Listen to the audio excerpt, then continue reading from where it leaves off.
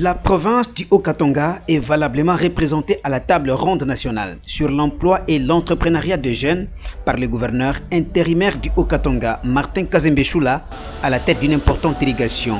Le ministre provincial de la jeunesse, Georges Kadinga Mulundule, quelques jeunes entrepreneurs, membres des cabinets du gouverneur, sans oublier les autres invités, ont été associés par l'autorité provinciale pour prendre part à ce rendez-vous national, organisé du 18 au 20 novembre 2025 au chapiteau du Palais du Peuple sous la houlette du chef de l'État et président de la République, Félix Antoine Tshisekedi Tshilombo. Une autre présence remarquable à ces assises est celle du président de l'organe délibérant du Haut-Katanga, l'honorable Michel Kabwe-Mwamba. Daniel Bumba, gouverneur de la ville-province de Kinshasa, prononce les mots de bienvenue à tous avant la prise de parole par le ministre de l'entrepreneuriat, du développement des petites et moyennes entreprises, Justin Kalumba Mwanangongo, qui précise que ces assises de 3 jours vont offrir un cadre stratégique de réflexion et de prise de décision afin de jeter des bases d'une véritable politique nationale de création d'emplois décents et durables pour la jeunesse congolaise.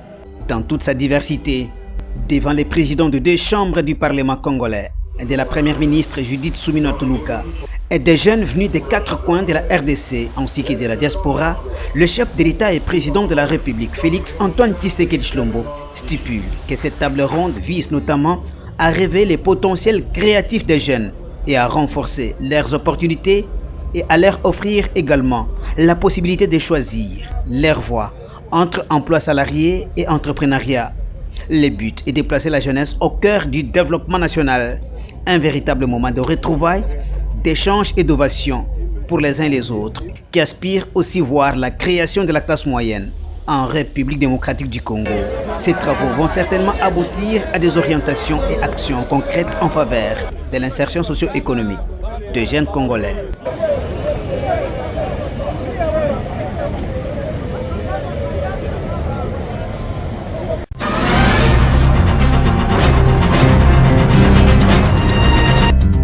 Dans les profondeurs du quartier Kazambia, un coin assez enfoui de la commune annexe à Lubumbashi, une lueur d'espoir jaillit désormais avec force. Celle d'un forage d'eau potable implanté grâce au plaidoyer décisif de l'honorable Jean-Louis Kalamba Nkindu, le 2e meilleur élu doublement de la ville de Lubumbashi, fidèle à sa ligne de conduite axée sur la proximité avec la base, prouve encore une fois de plus que sa voix est bien celle des 100 voix. L'Église de Jésus-Christ des Saints de dernier jour, partenaire de l'État, a mis sur pied ce forage, porté avec abnégation par l'honorable Jean-Louis Kalamba dans un plaidoyer que les bénéficiaires n'oublieront pas dès sitôt. Ce mardi, malgré l'état de la route, l'honorable Alain Kami, représentant personnel de Jean-Louis Kalamba et fidèle à sa vision, s'est déplacé pour inaugurer ce joyau.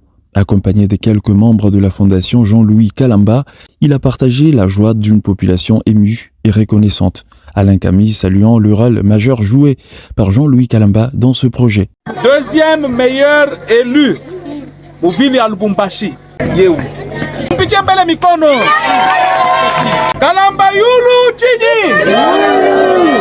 Misa ya saint des derniers jours iko partenaire ya gouvernement congolais inasaidiaka gouvernement mumamambo mbarimbari.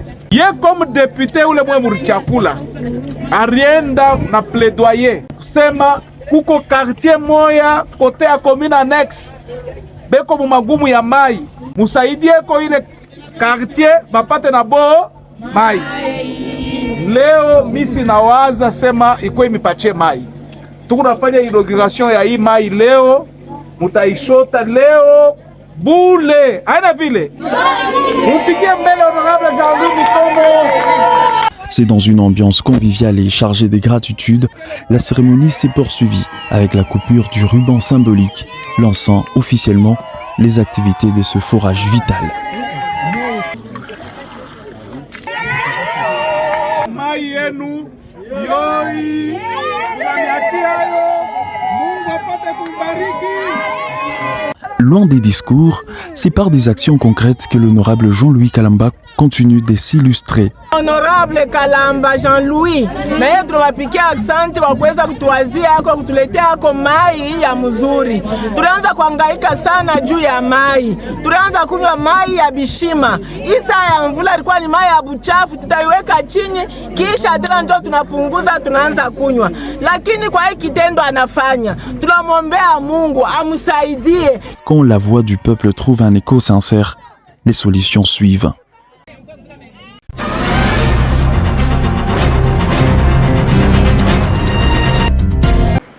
Cette réunion, présidée par la ministre provinciale des Transports, Lorraine Lusamba Kazadi, a l'intention des responsables de transport du Haut-Katanga, notamment le chef de division provinciale de transport, Moulenda Tambo, le maire adjoint de l'ICASI, Jean Mouzinga, la PCR et les chefs de service des transports de Kasumbalesa et de l'ICASI, avaient pour objectif de rappeler à ces responsables les règles qui régissent le secteur des transports, règles qui semblent être ignorées par la plupart des usagers de la route, surtout dans les transports urbains et interurbains. À cet effet, Lorraine Lusamba Kazadi a invité ses interlocuteurs à faire appliquer la loi qui régit les transports en République démocratique du Congo. À titre d'exemple, les transporteurs doivent respecter les nombres de passagers embarqués et les minibus allant à plus de 50 km ne doivent pas embarquer des clients et leurs bagages à bord. Pour remettre de l'ordre dans ce secteur, le gouvernement provincial, à travers le ministère des Transports, va mettre sur pied un comité mixte constitué du ministre des Transports, de la CNPR, de la PCR et de la DRH4, ainsi que des associations de chauffeurs. Cette commission aura la charge d'assurer le suivi du code de la route, le contrôle des permis de conduire et la lutte contre les chauffeurs en état d'ivresse à la base de nombreux accidents décriés sur les routes du Haut-Katanga.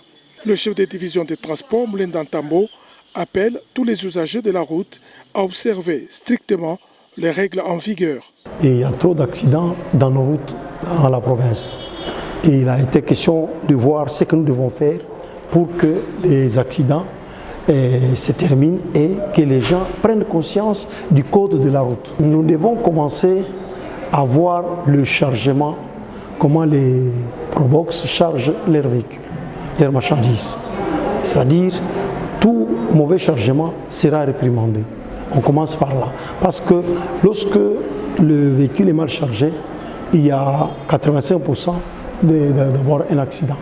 On commence par revoir le chargement. Nous devons charger nos véhicules correctement dans nos routes pour nous éviter les accidents. Depuis 2019, il y a une loi qui interdit de prendre la marchandise et les gens dans un même véhicule. Lorsqu'on vous trouve, on vous arrête et on vous amende. On ne peut pas prendre la marchandise et les personnes, non. Ça, c'est prohibé depuis 2019. Le comité chargé de contrôle sera strict afin de faire respecter le code de la route.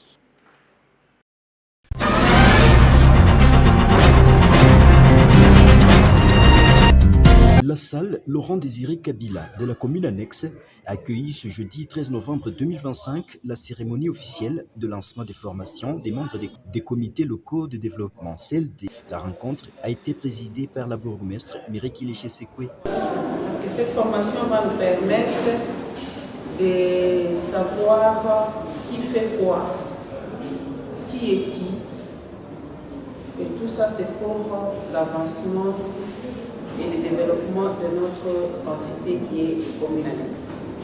Vous avez été élus, la communauté, la population et nous, la commune annexe. Et Enabel aussi, nous avons fait confiance pour que vous soyez élus. Mais on a constaté qu'il y a usurpation de pouvoir ou de fonctions. Il y a d'autres membres qui ne font pas leur travail correctement. C'est ainsi qu'on a eu à convoquer cette formation. Tout comme je peux appeler ça comme un recyclage, c'est pour que chacun de nous sache ce qu'il doit faire en tant que membre. S'il vous plaît, il faut faire bien le travail car la bénédiction en dépend. Organisée par l'appui technique et financier de l'Agence belge de développement Enabel, cette formation vise à renforcer les capacités des membres des CLD dans la gestion participative et la gouvernance locale. C'est une formation Qui veut dire formation, on demande à ce que vraiment nous soyons participants, que nous soyons réguliers, que nous soyons ponctuels. Et c'est de cette formation que nous allons avoir tous les acquis pour savoir exactement ce qu'il nous faudrait faire. Rodrigo Seni, représentant du chef de division provinciale de la décentralisation dans les Hauts-Katanga. Rodrigo Seni, représentant du chef de division provinciale de la décentralisation dans les Hauts-Katanga, a salué l'initiative. Nous voulons vous mettre ensemble et vous permettre de bien collaborer pour éviter l'anarchie comme il vient de le dire.